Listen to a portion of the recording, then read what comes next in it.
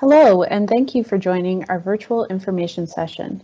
My name is Megan Soroka, and I work for HRM as the project manager for the Windsor Street Exchange Redevelopment project. This information session is part of the Africville community consultation and will share details of the Windsor Street Exchange project, help you understand the process to identify potential community benefits for the Africville community, and share information on other projects and initiatives impacting the Africville community. I would like to introduce Jelana Lewis, who is acting as our consultation facilitator. Jelana grew up in the north end of Halifax and is a proud member of the African Nova Scotian community. As a non-practicing lawyer, she has worked with various community organizations, universities, and legal groups to advocate for social justice and members of marginalized communities.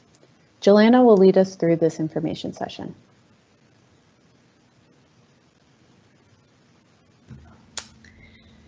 So if we could go to slide 2, please.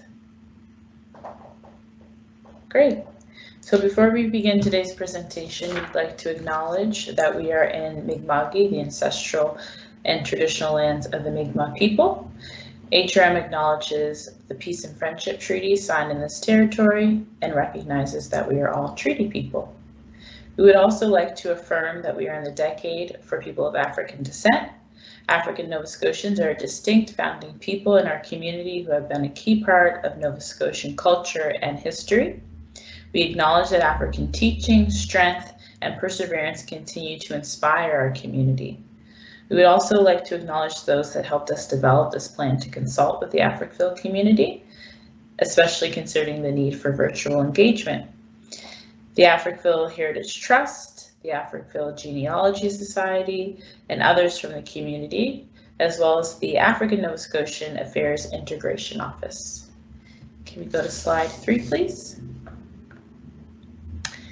So just to provide an overview of the agenda and the folks you'll be hearing from today. So first you'll be hearing again from Megan Soroka, HRM Strategic Transportation Planning, who will be discussing the Windsor Street Exchange project overview.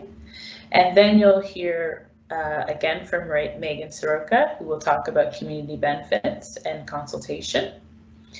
Following that, you'll hear from Megan Bakos, HRM Active Transportation, who will discuss active transportation connection to Africville. And then we'll hear from Dave Espeseth from Halifax Transit, who will discuss transit service and Africville. Following that, we'll hear from Mike Davies from the Port of Halifax, who will discuss the Fairview Cove redevelopment planning. And finally, we'll hear from Nick Allen, HRM Facility Design and Construction, who will discuss Mackintosh Depot construction.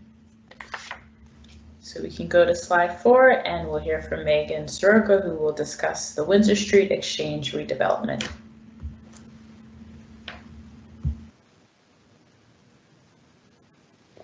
Thank you. Can you go to slide 5, please? The Windsor Street Exchange redevelopment project involves the redesign of the intersection of Bedford Highway, Windsor Street, and Lady Hammond Road.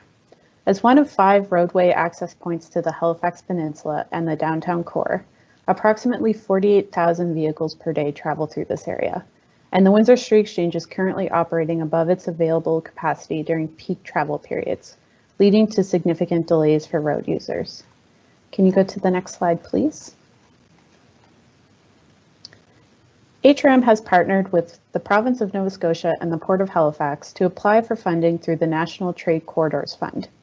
The fund provides $2 billion over 11 years towards projects that support the flow of goods and passengers by reducing bottlenecks, addressing capacity issues, and helping transportation systems withstand the effects of climate change. Transport Canada, who is responsible for the fund, announced funding approval for this and a complementary project by the Port of Halifax in June 2019. The goals of the project are to add active transportation connections and transit priority measures through the intersection, improve the movement of vehicles and goods through the area, and improve the safety for all road users. This map shows the anticipated area of construction. However, the study area for the project will extend out into the surrounding road network, including Africville Road. Next slide, please.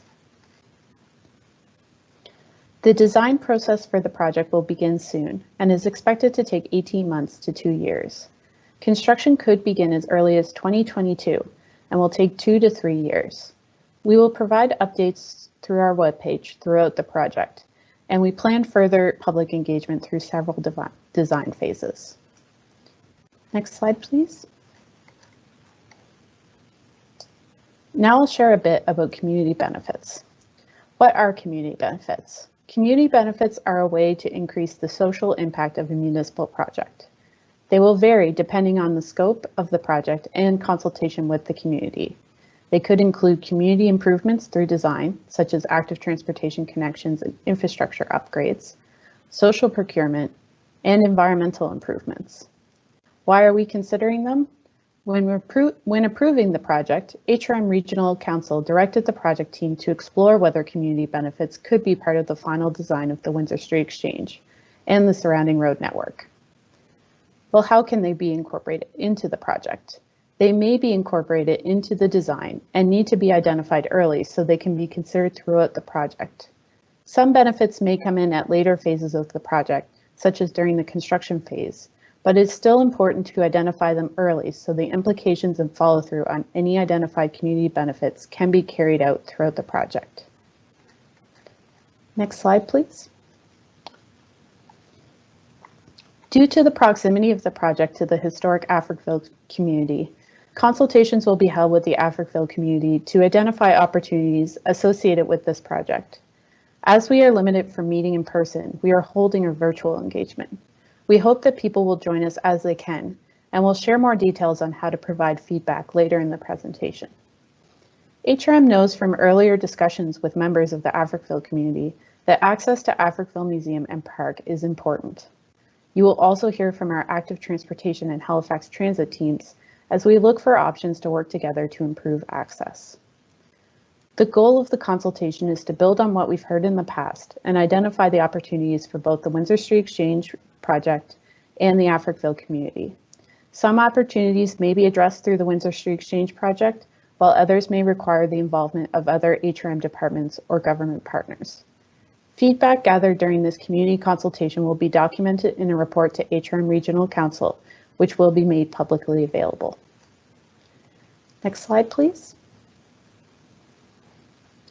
Examples of potential community benefits for the Windsor Street Exchange project include community improvements incorporated into the design of the reconfigured transportation network, such as active transportation connections like bike lanes and walking paths, and infrastructure upgrades.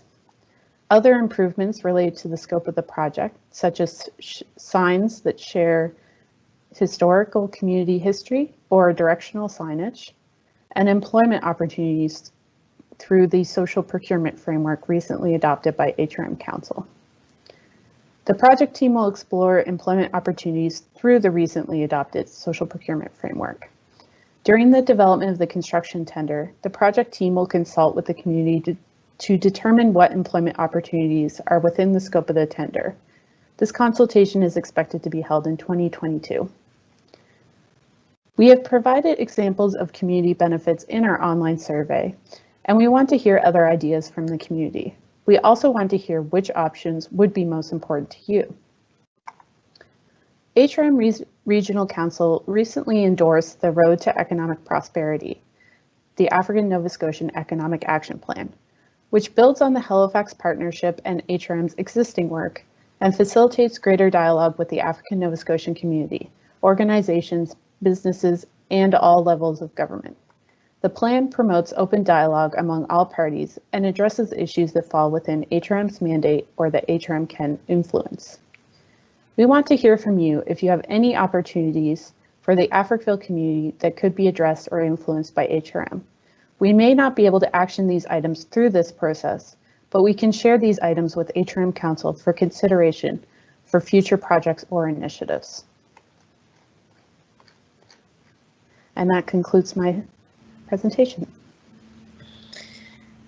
Great. So next we will hear from Megan Backos from Active Transportation, who will discuss Africville Active Transportation Connections.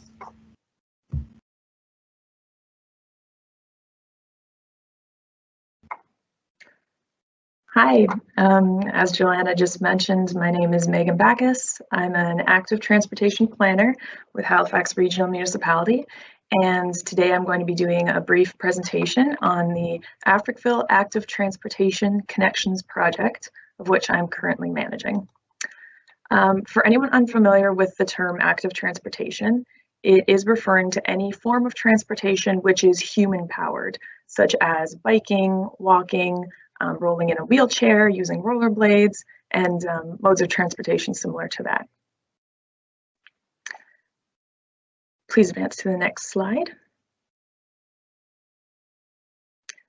So to get the presentation started, I wanted to discuss the background of this project. As many of you listening likely know, access to the Africville National Historic Site has been a concern in the community for a very long time. Although these lands are important to so many, have events held there throughout the year, and house the Africville Museum, there are currently no formal facilities to walk or bike to the land from the rest of the Halifax Peninsula.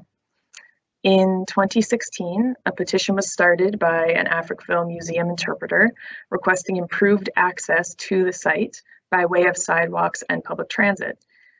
When this petition was brought to council, it had over 600 signatures. Today, the petition is still alive and growing with over 3,000 signatures, so there's definitely a lot of interest in seeing these connections made. When council originally received the petition, they had directed staff to respond to this request. HRM's active transportation staff is responding by conducting a planning study in order to identify the best options to build sidewalks or multi-use pathways to this site. Please advance to slide 13. Now, this project was originally initiated in 2018, and we had hired some consultants onto the project team. On the right of the slide here, you can see some of these very high-level proposed connections that they had put together at that time.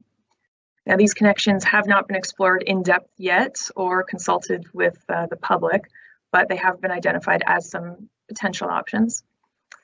And at that time, in 2018, some initial conversations were had, both with key Africville community stakeholders, as well as some local property owners, so including CN Rail, the Halifax Port Authority, Halifax Harbour Bridges, for example. But after these conversations were had, it became more clear to our project team that we really needed to take a step back and have a broader discussion about access to the site, including all forms of transportation, as well as some coordination with other HRM transportation teams and the projects that they were working on. Please advance to the next slide.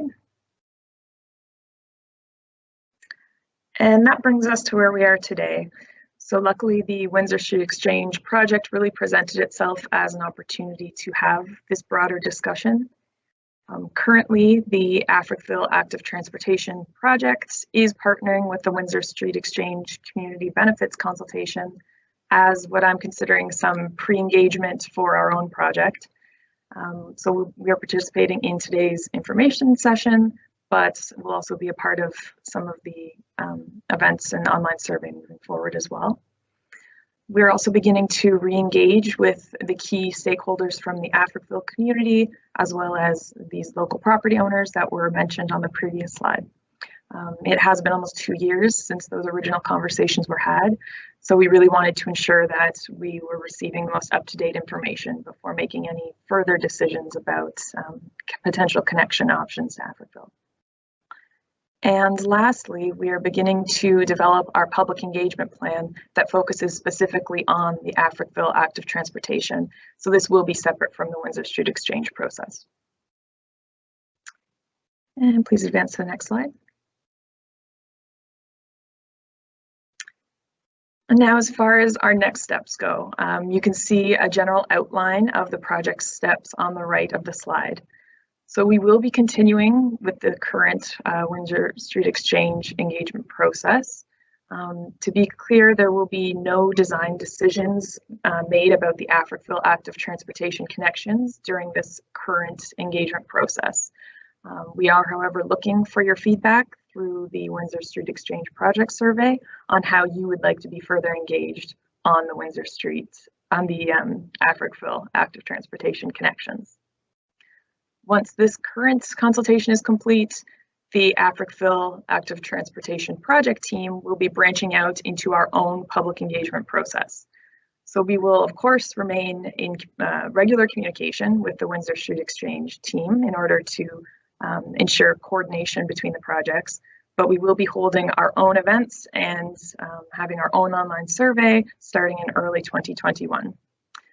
As previously mentioned, the format and content of that engagement will be informed heavily by the feedback we receive through the Windsor Street Exchange project survey, so I do highly encourage you to participate. And there will be some more details on how to participate later in the presentation. And so that's everything from me and the Africville Active Transportation Project so far. Thank you for listening, and I do look forward to hearing your feedback. You will hear some more about this project in 2021. Thank you. Great. Thank you, Megan Backus, for sharing that information with us. And now we will hear from Dave Espeseth with Halifax Transit, who will talk about transit service and Africville.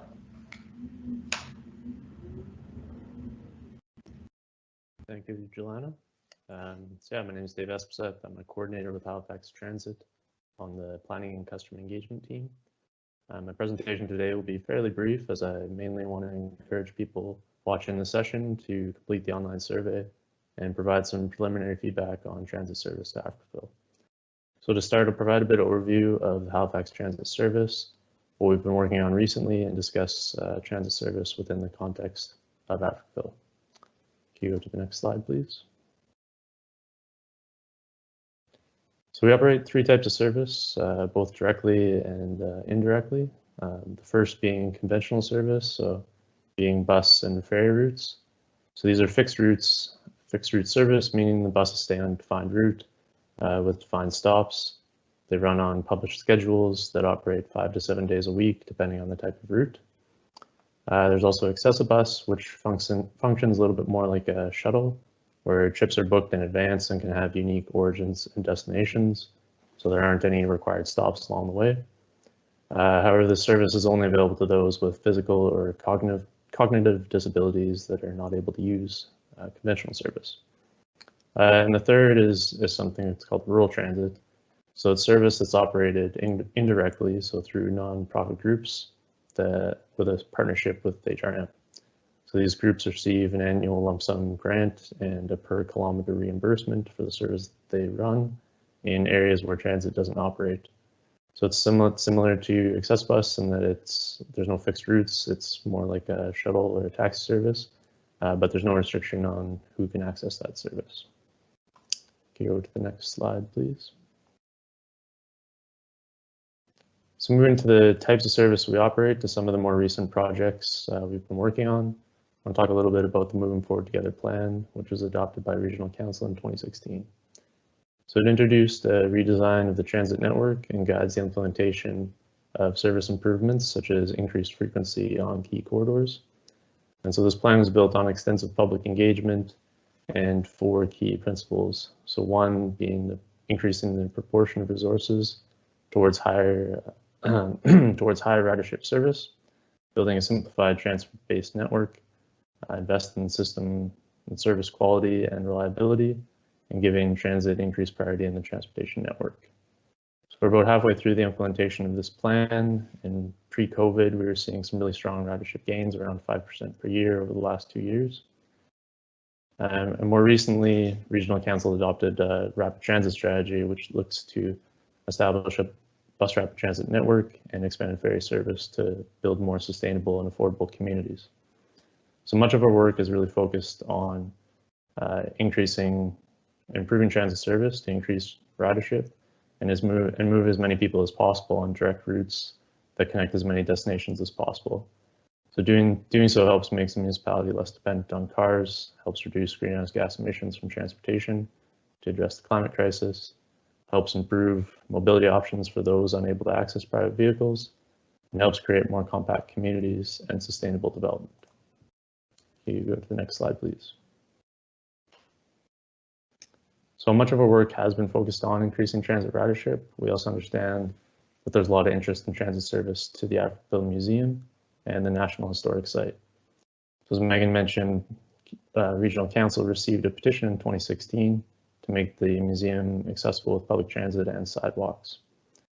So in 2016, staff report was prepared in response to that petition, which outlined service and financial implications of making an adjustment to an existing bus route to serve Africville, but no further direction was provided at that time. So typically from a transit planning standpoint, 1 to 2 destinations along a corridor really are not able to sustain fixed route transit service.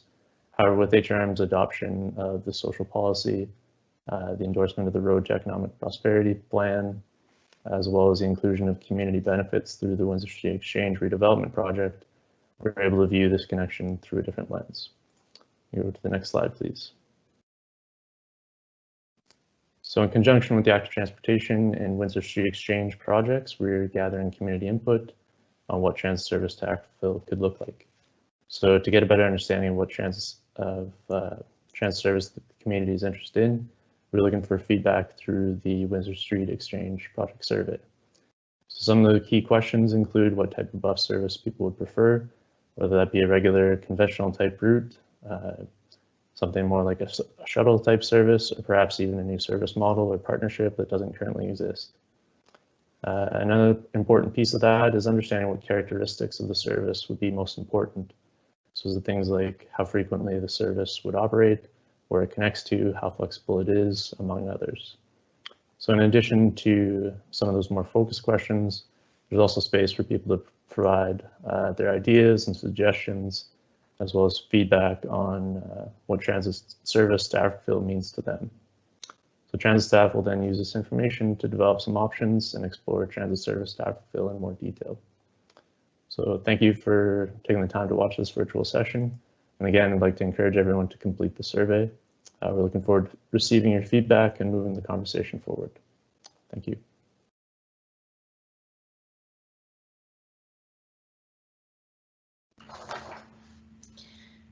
Thank you, David. And now we're going to hear,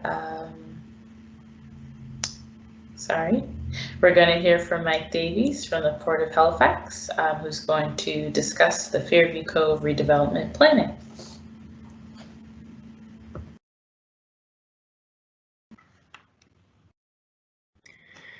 Thanks. Hi, everyone. My name is Mike Davey, and thanks very much for including us in today's meeting. We have some exciting new initiatives happening at the Port of Halifax, including potential projects in the North End adjacent to Africville and the Fairview Cove Terminal. First, I'll just give you some background on the port. The Port of Halifax is Canada's ultra-Atlantic gateway connecting to more than 150 countries. The direct economic output of the Port of Halifax operations and Nova Scotia exporters is almost $2.5 billion, generating over 13,000 jobs. Offering a natural deep harbor and big ship infrastructure, Halifax can accommodate large volumes of containerized cargo, bulk cargo, and project cargo of any size. We're a port city, of course. Collaborating and engaging with our community partners and stakeholders is key to being a port city, and it's also essential in ensuring we're successful and prosperous into the future. Next slide.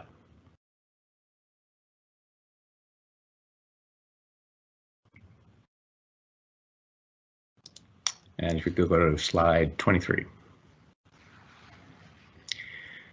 So I will share that earlier this year we reorganized and embarked on a major planning effort with the aim of consolidating and validating a number of plans we've been progressing over the years into one master planning process. As part of this effort, we've looked at redevelopment options in the Fairview Cove area. On our property adjacent to Africville, we currently have 2 main operations. The first is the Fairview Cove Container Terminal. This is currently operated by Ceres Halifax, where containerized cargo moves via truck and rail to and from vessels. Second, we have the Fairview Cove Sequestration Facility. This is a Department of Fisheries and Oceans approved location for the disposal of pyritic slate, which over the years has resulted in the creation of new land to the north of the property. Today, I will be providing information on our plans for a new marine container examination facility, an associated access route to the Fairview Cove Container Terminal, as well as an update on the sequestration facility. The following slides are visuals of conceptual designs only, as we're still in the planning process. Next slide, please. So first I'll address the sequestration facility, as it's currently closest to Africville. As mentioned, the port provides an approved location for contractors to properly manage excavated bedrock.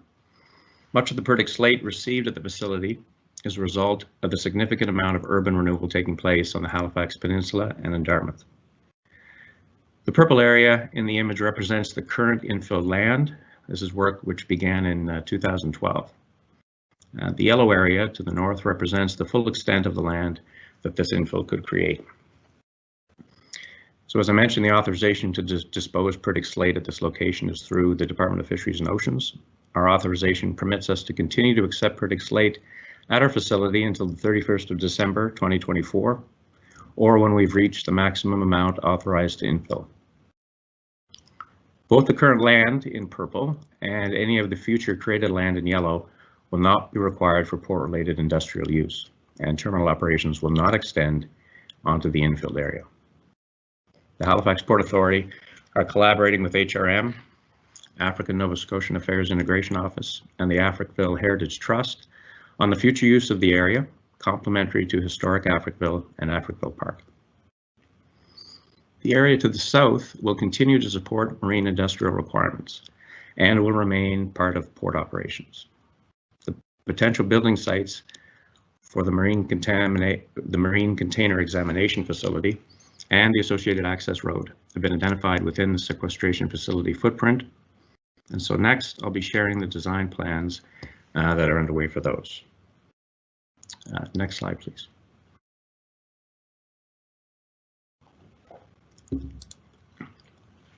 So the brown building in the center of this visual concept represents the new container examination facility, which the port is required to build under the Customs Act for use by Canada Border Services Agency. CBSA must have an inspection program for all imported containers entering the port. Generally speaking, Customs selects containers to be inspected, and these are taken off the vessel and moved to an approved facility for inspection. The port is required to provide a facility that is safe, secure, and efficient to maintain ongoing international intermodal operations. This project would provide additional employment opportunities for the local community during construction, enable enhanced security, and reduce truck movements through downtown Halifax and across the McKay Bridge. The design phase has begun with the intent to start construction next year. And next slide, please.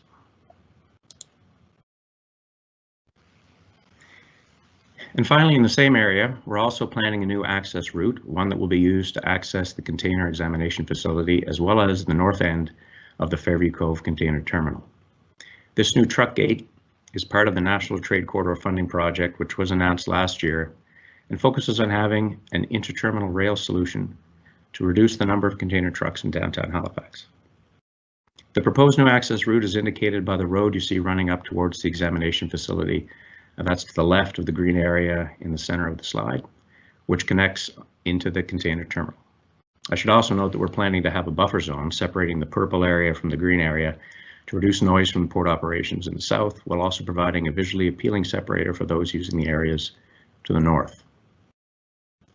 Next slide, please, 27. So once these plans are completed for both the container examination facility and associated access road and truck gate, members of the public can review the project on the Canadian Impact Assessment Registry and post comments and feedback, which the port will review and provide a notice of determination in a reasonable time frame, including any mitigation measures considered in making this determination. We've engaged an independent third party to post material and determine whether the mitigating measures are appropriate. In other words, we won't be policing ourselves. On the next and final slide, there's a link to our planning and upcoming projects page where you'll be able to find information on how to provide feedback on any of our projects under construction. We encourage everyone to learn more and provide your feedback. Thank you.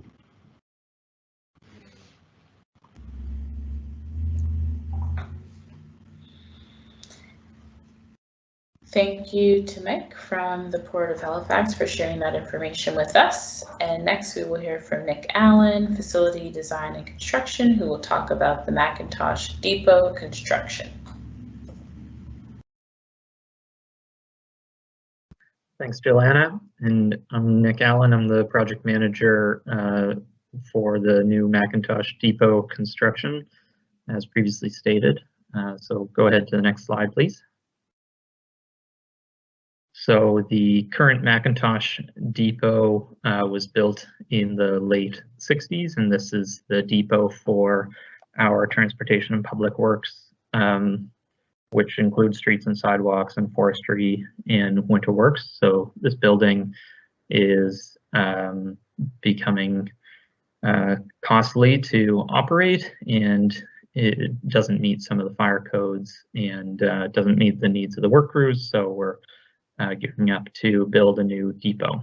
So you can go to the next slide. I'll show you just the area in question. So here is a map from the early 60s of some of the Africville land ownership and buildings. You can go to the next slide. And you can see that on the right-hand side is where the existing building was built, next to what was the old incinerator, I believe. You can go to the next slide.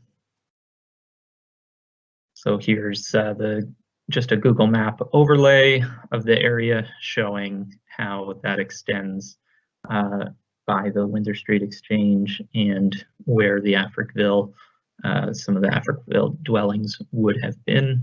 And you can go to the next slide.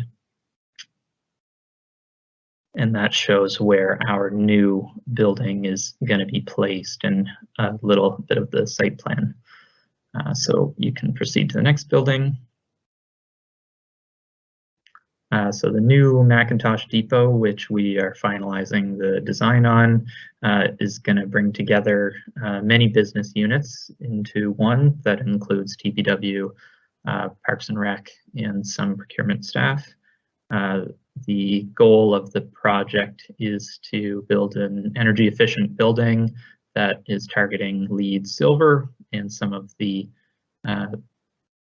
things about the building the design will hopefully incorporate a large solar photovoltaic system as part of some of the energy efficiency goals for the city. Please proceed to the next slide. This is a overhead view of the site plan for the building. And so we are hoping to join in on some of the public consultation that the Windsor Street Exchange is going through so that we could identify some options for community benefits that could potentially be involved in the tender package, and will be further outreach will be conducted through as the project progresses, and will stay involved with the public consultation of the Windsor Street Exchange. Thank you very much. Thank you, Nick. And now we'll hear from Megan Soroka, who will share information about how you can ask questions and provide your feedback on any of the things that you've heard today. Thanks, Jelena. And thank you everyone for providing that information. It was really informative. If you have questions or comments about what you've just heard, you can submit them to our Q&A forum on the project page. We'll be posting questions and answers on a regular basis throughout the month of November. And our project page through Shape Your City is posted right there. Can you go to the next slide, please? Can you go to slide 39? I will share how to provide feedback on each of the projects you've just heard about. For the Windsor Street Exchange redevelopment project and community benefits, we'll be holding an online survey from November 2nd to 30th. We'll also be holding virtual public meetings to hear directly from you on November 12th and 13th. There's more information available on the Shape Your City website at shapeyourcityhalifax.ca/Windsor Street Exchange project. Through the online survey that is that we'll be conducting through the month of November. We're also asking if you would like to be updated on any of these projects going forward, to share your email address and we'll provide updates as we go through. For the Africville Active Transportation Connection, they're conducting pre-engagement as part of our online survey from November 2nd to 30th. And you should watch for further engagement opportunities through the Active Transportation team or sign up for updates, as I just mentioned. Next slide, please. For transit service in Africville, they are also collecting information through our online survey from November 2nd to 30th. You can watch for further engagement opportunities through the transit team. If you'd like to provide feedback to the Port of Halifax, you can visit their site at www.portofhalifax.ca/policies and planning. We'll provide a link to this on our site as well. If you're interested in the Mackintosh Depot construction, you should watch for future engagement opportunities through the facility design and construction team or sign up for updates through our online survey. Next slide, please. There are other projects that you may be interested in. The center plan is a planning process for the regional center. Based on council direction to explore amending zoning for the former St. Patrick's Alexandria site as part of Center Plan Package B, planning staff are seeking community input on land use policies to shape the future development of the site. Planning staff are currently collecting feedback through Shape Your City until November 30th. As well, HRM have been working closely with Halifax Harbour Bridges on the McKay Bridge feasibility study for the future of the McKay Bridge. And we will continue to collaborate with the Bridge Commission throughout the design process as we incorporate their plans into our plans for the Windsor Street Exchange. Next slide, please. I'd like to thank you for joining us to hear about these exciting projects and opportunities. As we've reiterated throughout this presentation, we look forward to hearing from you.